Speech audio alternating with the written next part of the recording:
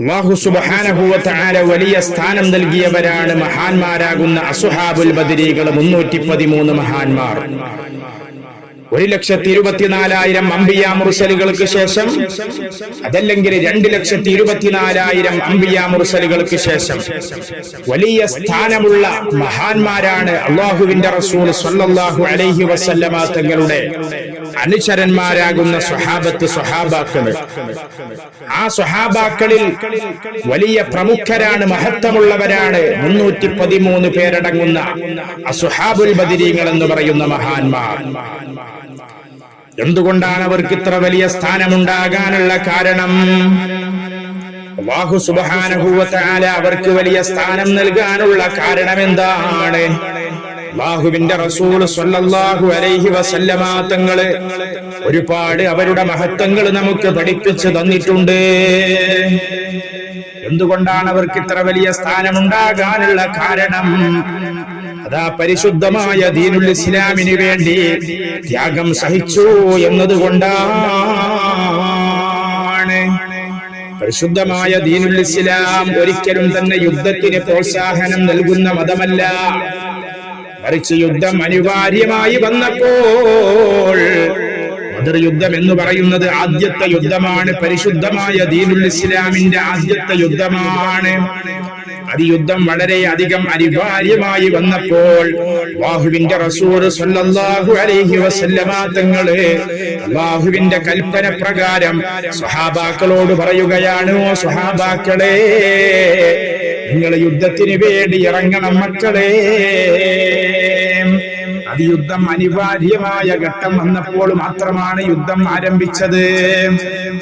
അങ്ങനെ യുദ്ധത്തിനെ സംബന്ധിച്ച് അല്ലാഹുവിന്റെ റസൂൽ സ്വല്ലല്ലാഹു അലൈഹി വസല്ലമ തങ്ങള് നിങ്ങൾ യുദ്ധത്തിലേക്ക് ഇറങ്ങിയാൽ ഇന്നാലിന്ന പ്രതിഫലം അല്ലാഹു തആല നിങ്ങൾക്ക് നൽകുന്നതാണ് എന്നങ്ങ് കേട്ടപ്പോൾ സ്വഹാബാക്കൾ അല്ലാഹുവിന്റെ റസൂലിനോടുള്ള മഹബ്ബത്തിന്റെ പേരിലും അല്ലാഹുവിന്റെ റസൂലിനോടുള്ള വലിയ ബഹുമാനത്തിന്റെയും താല്പര്യത്തിന്റെയും പേരില് അല്ലാഹുവിന്റെ വജ്ഹിനെ ഉദ്ദേശിച്ചുകൊണ്ട് പലരും ഭക്ഷണം കഴിച്ചുകൊണ്ടിരിക്കുന്നവരാണ്.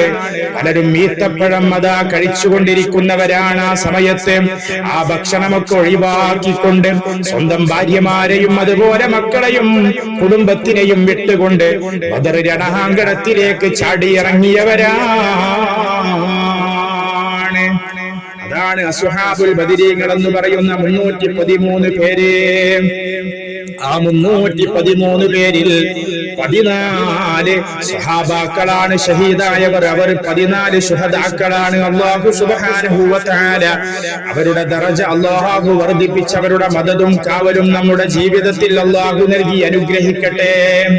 സുഹൃത്തുക്കളെ, ഓ പ്രിയപ്പെട്ട മുസ്ലിമീങ്ങളെ, മുഅ്മിനീങ്ങളെ, പരിശുദ്ധമായ റമദാൻ മാസം നമ്മളിലേക്ക് കടന്നു വരുമ്പോൾ, അതാ റമദാനിന്റെ 17 നമ്മളിലേക്ക് കടന്നു വരുമ്പോൾ നമ്മളെല്ലാവരും ആ സ്വഹാബുൽ ബദരീകളെ സ്മരിച്ചുകൊണ്ട് അവരുടെ പേരിൽ ഫാത്തിഹയും യാസീനും ഓതി അവരുടെ മഹത്വങ്ങൾ പറഞ്ഞുകൊണ്ട് അവരുടെ നാമങ്ങൾ ഉച്ചരിച്ചുകൊണ്ട് തവസ്സുലാക്കി ഇസ്തിഗാസ ചെയ്ത് അതാ പ്രാർത്ഥിക്കുകയാണ്. അവർക്ക് വേണ്ടി പ്രത്യേകമായ സദസ്സൊരുക്കിക്കൊണ്ട് അവരുടെ പേരിൽ അന്നദാനം നടത്തുകയാണ്. അല്ലാഹു തആല ഖബൂൽ ചെയ്യുമാറാവട്ടെ. കാരണം നമ്മൾക്ക് എല്ലാവർക്കും അവരോട് വലിയ കടപ്പാടുണ്ട്.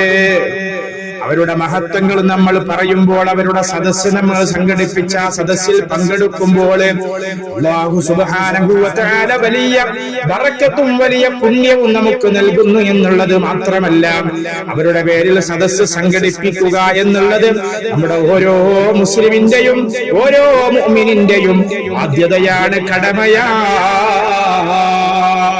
അല്ലാഹു ഖബൂൽ ചെയ്യുമാറാവട്ടെ. ഞാൻ പറഞ്ഞു വരുന്നത് അവര് വലിയ മഹത്വമുള്ളവരാണ്. ആ മഹത്വത്തിന്റെ കാരണം അവര് പരിശുദ്ധമായ ദീനുൽ ഇസ്ലാമിന് വേണ്ടി ത്യാഗം ചെയ്തു എന്നുള്ളതാണ്.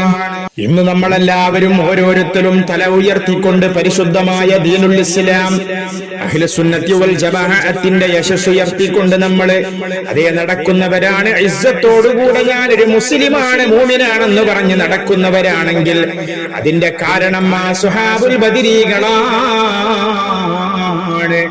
ആ അസ്ഹാബുൽ ബദരീങ്ങള് അതേ ത്യാഗം സഹിച്ചുകൊണ്ട് നമ്മളുടെ കയ്യിലേക്ക് പരിശുദ്ധമായ ദീനുൽ ഇസ്ലാമിനെ നമ്മളിലേക്ക് തന്നവരാണ്. അതുകൊണ്ട് തന്നെ അവരൊരിക്കലും തന്നെ സ്മരിക്കാതിരിക്കാൻ ഒരു മുസ്ലിമായ ഒരു മുഅ്മിനായ മനുഷ്യന് കഴിയില്ല. ഒരു മുഅ്മിനായ മുസ്ലിമായ മനുഷ്യന് പറ്റില്ല. അല്ലാഹു സുബ്ഹാനഹു വ തആല നമുക്ക് തൗഫീഖ് ചെയ്യുമാറാവട്ടെ.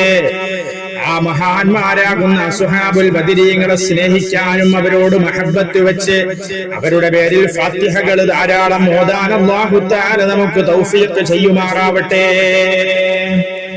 ബദർ യുദ്ധത്തിൽ പങ്കെടുത്തത് 313 അസ്ഹാബുൽ ബദരീങ്ങൾ മാത്രമല്ല, മറിച്ച് അല്ലാഹുവിന്റെ വിശുദ്ധമായ ഖുർആനിൽ അല്ലാഹു സുബ്ഹാനഹു വ തആല പറയുന്നു, വലഖദ് നസറകുമുല്ലാഹു ബിബദരിൻ വഅൻതും അദില്ല ഫത്തഖുല്ലാഹ ലഅല്ലകും തഷ്കുറൂൻ. ബദർ യുദ്ധത്തിൽ നിങ്ങൾ അല്ലാഹു തആല സഹായിച്ചിരിക്കുന്നു. നിങ്ങൾ ബലഹീനന്മാരായിരുന്നു, നിങ്ങൾ എണ്ണത്തിൽ ബലഹീനന്മാരാണ്, കുറവുള്ളവരായിരുന്നു, മറ്റു സാമഗ്രികൾ നിങ്ങൾക്കില്ലാത്തവരായിരുന്നു. ഒരു 313 ആളുകളും സാമഗ്രികൾ കുറവായ മുസ്ലിം വിഭാഗമാകുന്ന നിങ്ങളും അപ്പുറത്ത് 1000-ഓളം വരുന്ന മുശ്രിക്കീങ്ങളും ഒരുപാട് സാമഗ്രികളുള്ളവരാണവര്. ആ സമയത്ത് ആ യുദ്ധത്തിൽ നിങ്ങൾ എന്തുകൊണ്ടാണ് വിജയിച്ചതെന്ന് അല്ലാഹുവിന്റെ വിശുദ്ധമായ ഖുർആനിൽ അല്ലാഹു സുബ്ഹാനഹു വ തആല പറയുകയാണ്. അല്ലാഹുവിന്റെ സഹായമാണ്. അല്ലാഹുവിന്റെ റസൂൽ സ്വല്ലല്ലാഹു അലൈഹി വസല്ലമ തങ്ങൾ നമ്മെ പഠിപ്പിച്ചിട്ടുണ്ട്. ആ ബദർ യുദ്ധത്തിലെ 5000 മലക്കുകൾ അല്ലാഹു തആല ഇറക്കിയിട്ടുണ്ട്. ആ മലക്കുകൾക്ക് വലിയ ബഹുമാനമാണ്. മലക്കുകളുടെ കൂട്ടത്തിൽ ബദരീങ്ങളാകുന്ന മലക്കുകൾക്ക് വലിയ ബഹുമാനമാണ്. 5000 മലക്കുകളെ ബദർ യുദ്ധത്തിൽ പങ്കെടുത്തിട്ടുണ്ട്. അതുപോലെ തന്നെ ജിന്നുവർഗത്തിൽ 70 ജിന്നുകൾ ആ ബദർ യുദ്ധത്തിൽ പങ്കെടുത്തിട്ടുണ്ട്. അങ്ങനെ ബദർ യുദ്ധം എന്ന് പറയുന്നത് കേവലം 313 പേരെ കൊണ്ട് ജയിച്ചവരല്ല, മറിച്ച് അല്ലാഹുവിന്റെ വലിയ സഹായമാണ്. അല്ലാഹുവിന്റെ പട്ടാളമായ മലക്കുകളെ ഇറക്കിക്കൊണ്ട് അതുപോലെ തന്നെ 70 ജിന്നുകൾ പങ്കെടുത്തുകൊണ്ടുള്ള അല്ലാഹുവിന്റെ വലിയ സഹായത്തോടുകൂടെയാണ് ആ ബദർ യുദ്ധം വിജയിച്ചതെങ്കിൽ ആ ബദർ യുദ്ധത്തിൽ നിന്നും ഒരുപാട് പാഠങ്ങൾ നമ്മൾ പഠിക്കേണ്ടതുണ്ട്. അല്ലാഹുവിന്റെ റസൂൽ സ്വല്ലല്ലാഹു അലൈഹി വസല്ലമ തങ്ങളെ ഒരു തവണ സ്വഹാബാക്കളോട് പറയുകയാണ്, ഓ സ്വഹാബാ, ഖിയാമത്ത് നാൾ വരുമ്പോൾ മുസ്ലിം സമുദായത്തിനെ എല്ലാവരും പിച്ചി ചീന്താൻ വരുന്നതാണ്. മുസ്ലിം സമുദായത്തിനെ എല്ലാവരും ആക്രമിക്കാൻ വരും. അപ്പോൾ സ്വഹാബാക്കൾ ചോദിക്കുകയാണ്, ഓ നബിയേ, ഞങ്ങളുടെ എണ്ണം കുറവായത് കൊണ്ടാണോ, മുസ്ലിം സമുദായത്തിന്റെ എണ്ണം കുറവായത് കൊണ്ടാണോ പിച്ച് ചീന്താൻ വരുന്നതെന്ന് ചോദിച്ചപ്പോൾ അല്ലാഹുവിന്റെ റസൂല് പറയുകയാണ്, ഇല്ല സ്വഹാബാ, നിങ്ങൾ എണ്ണത്തിൽ കൂടുതലുള്ളവരായിരിക്കും, ഒരുപാട് എണ്ണങ്ങളുള്ളവരായിരിക്കും, പക്ഷേ നിങ്ങൾ മരവെള്ളത്തിൽ ഒലിച്ചു പോകുന്ന ചെപ്പുചവറുകളെ പോലെ ഒന്നിനും പറ്റാത്ത ആളുകളായിരിക്കും. മുസ്ലിം എന്ന പേര് മാത്രമായിരിക്കും, പക്ഷേ ഇസ്ലാമില്ലാത്തവരായിരിക്കും. അതുകൊണ്ട് തന്നെ അല്ലാഹുവിന്റെ പരീക്ഷണങ്ങൾ വന്നുകൊണ്ടിരിക്കും. അതുകൊണ്ട് നമ്മളെല്ലാവരും മനസ്സിലാക്കണം, ബദർ യുദ്ധം എന്ന് പറയുന്ന യുദ്ധം 313 പേരെ കൊണ്ട് വിജയിക്കാനുള്ള കാരണം 1000-ഓളം വരുന്ന മുശ്രിക്കീങ്ങളോട് യുദ്ധം ചെയ്തപ്പോൾ വിജയിക്കാനുള്ള കാരണം ആയുധങ്ങളില്ല, എണ്ണങ്ങളുടെ ബലമില്ല. എന്നാൽ അതിനപ്പുറം വലിയൊരു ബലമുണ്ട്, വലിയൊരു ശക്തിയുണ്ട്. അത് തഖ്വയാണ്. അല്ലാഹുവിലുള്ള തവക്കുലും തഖ്വയുമാണ്. അല്ലാഹു തആല നമുക്കെല്ലാവർക്കും തഖ്വ വർദ്ധിപ്പിച്ചു തരുമാറാവട്ടെ. ആ അസ്ഹാബുൽ ബദരീങ്ങളുടെ ബറക്കത്ത് നമുക്കെല്ലാവർക്കും ചൊരിച്ചു തരുമാറാവട്ടെ. ബദരീങ്ങളുടെ നേതാവാരാണ്? ബദരീങ്ങളുടെ നേതാവ് അല്ലാഹുവിന്റെ റസൂൽ സ്വല്ലല്ലാഹു അലൈഹി വസല്ലമ തങ്ങളാണ്. അസ്ഹാബുൽ ബദരീങ്ങളുടെ നേതാവ്, ആദ്യത്തെ നേതാവ് അല്ലാഹുവിന്റെ റസൂൽ സല്ലല്ലാഹു അലൈഹി വസല്ലമ തങ്ങൾ തന്നെയാണ്. എന്നാൽ അതിനുശേഷം അതേ ഔലിയാക്കളിൽ വെറ്റപ്പെട്ട ഏറ്റവും വലിയ സ്ഥാനമുള്ള മഹാനായ അബൂബക്കർ സിദ്ദീഖ് റളിയല്ലാഹു അൻഹു, പിന്നെ ഉമർ ഇബ്നുൽ ഖത്താബ് റളിയല്ലാഹു അൻഹു, പിന്നെ ഉസ്മാൻ ഇബ്നു അഫ്ഫാൻ റളിയല്ലാഹു അൻഹു, പിന്നെ അലി ഇബ്നു അബീ ത്വാലിബ് റളിയല്ലാഹു അൻഹു. ഇവിടെയാണ് നമ്മളെല്ലാവരും മനസ്സിലാക്കേണ്ടത്. ഒരിക്കലും തന്നെ ഷിയഇസം, ഷിയാക്കളുടെ വിശ്വാസം ഒരിക്കലും നമ്മളിൽ ഉണ്ടായിക്കൂടാ. ഷിയാക്കൾ അല്ലാഹുവിന്റെ റസൂൽ സല്ലല്ലാഹു അലൈഹി വസല്ലമ തങ്ങളെ അംഗീകരിക്കുന്നുണ്ട്, അല്ലാഹുവിനെയും റസൂലിനെയും അംഗീകരിക്കുന്നു. പക്ഷേ അബൂബക്കർ സിദ്ദീഖ് റളിയല്ലാഹു അൻഹുവിനെ അവരുടെ സ്ഥാനം അംഗീകരിക്കുന്നില്ല. എന്നാൽ അതുപോലെ തന്നെ ഉമർ ഇബ്നുൽ ഖത്താബ് റളിയല്ലാഹു അൻഹുവിന്റെ സ്ഥാനം അംഗീകരിക്കുന്നില്ല, ഉസ്മാൻ ഇബ്നു അഫ്ഫാൻ റളിയല്ലാഹു അൻഹുവിനെ അംഗീകരിക്കുന്നില്ല. ഈ മൂന്ന് പേരെയും അംഗീകരിക്കാതെ അലി റളിയല്ലാഹു അൻഹുവിനെ മാത്രം അംഗീകരിക്കുന്നു. എന്നിട്ട് അലി റളിയല്ലാഹു അൻഹുവിനെ വിളിക്കുകയാണ്, അവരുടെ പേരിങ്ങനെ പറയുകയാണ്. ഒരിക്കലും തന്നെ അങ്ങനത്തെ ഒരു വിശ്വാസം നമ്മളിൽ വന്നുകൂടാ. പരിശുദ്ധമായ ദീനുൽ ഇസ്ലാം, അഹ്ലുസ് സുന്നത്തി വൽ ജമാഅത്തിന്റെ വിശ്വാസം അതല്ല, ഇത് പിഴച്ച വിശ്വാസമാണ്. ഇത് അല്ലാഹുവിന്റെ റസൂൽ ഒരിക്കലും തന്നെ ഇഷ്ടപ്പെടുകയില്ല. കാരണം എന്താണ്? അംബിയ മുർസലികളെ കഴിഞ്ഞാല് സ്വഹാബാക്കളിൽ എന്നല്ല, ലോകത്തുള്ള മുഴുവൻ ഔലിയാക്കളിൽ ഏറ്റവും വലിയ നേതാവാണ്, ഔലിയാക്കളിൽ ഏറ്റവും വലിയ വലിയാണ്, ഔലിയാക്കളിൽ ഏറ്റവും വലിയ പ്രമുഖരാണ് അബൂബക്കർ സിദ്ദീഖ് റളിയല്ലാഹു അൻഹു. അതിനുശേഷം അല്ലാഹുവിന്റെ റസൂൽ സ്ഥാനം കൊടുത്തത് ഉമർ ഇബ്നുൽ ഖത്താബ് റളിയല്ലാഹു അൻഹുവിനാണ്. അതിനുശേഷം ഉസ്മാൻ ഇബ്നു അഫ്ഫാൻ റളിയല്ലാഹു അൻഹുവിനാണ്. അതിനുശേഷമാണ് അലി റളിയല്ലാഹു അൻഹുവിനുള്ള സ്ഥാനമെങ്കിൽ അങ്ങനെ തന്നെയാണ് നമ്മൾ വിശ്വസിക്കേണ്ടതും, അങ്ങനെ തന്നെയാണ് നമ്മൾ പ്രവർത്തിക്കേണ്ടതും. എന്നാൽ അലി ഇബ്നു അബീ ത്വാലിബ് റളിയല്ലാഹു അൻഹുവിന് ഒരുപാട് സ്ഥാനങ്ങൾ അതേ സ്വഹാബാക്കളിൽ തന്നെ ഉണ്ട്, ഇസ്ലാമിലുണ്ട്. അത് അല്ലാഹുവിന്റെ റസൂൽ തന്നെ പഠിപ്പിച്ചിട്ടുണ്ട്. അബൂബക്കർ സിദ്ദീഖ് റളിയല്ലാഹു അൻഹുവിനെ അംഗീകരിക്കാതെ അവരുടെ സ്ഥാനം നമ്മൾ മനസ്സിലാക്കി അവരുടെ സ്ഥാനം വകവെക്കാതെ അലി റളിയല്ലാഹു അൻഹുവിനാണ് അവരെക്കാളും സ്ഥാനമെന്ന് വിശ്വസിക്കുന്ന വിശ്വാസം പിഴച്ച വിശ്വാസമാണ്. അല്ലാഹു സുബ്ഹാനഹു വ തആല കാത്തുരക്ഷിക്കുമാറാവട്ടെ.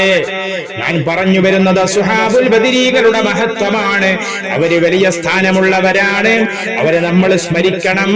അവരുടെ പേരിൽ ഫാത്തിഹ ഓതണം, യാസീൻ ഓതണം, ഔലിദ് പാരായണം ചെയ്യണം. നമുക്ക് എന്തെങ്കിലും പ്രതിസന്ധി ഘട്ടങ്ങൾ വരുമ്പോൾ അവരുടെ നാമങ്ങൾ ഉച്ചരിച്ചുകൊണ്ട് നമ്മൾ തവസ്സുലാക്കി കഴിഞ്ഞാൽ അതിനൊരു പരിഹാരം ഉറപ്പാണ്.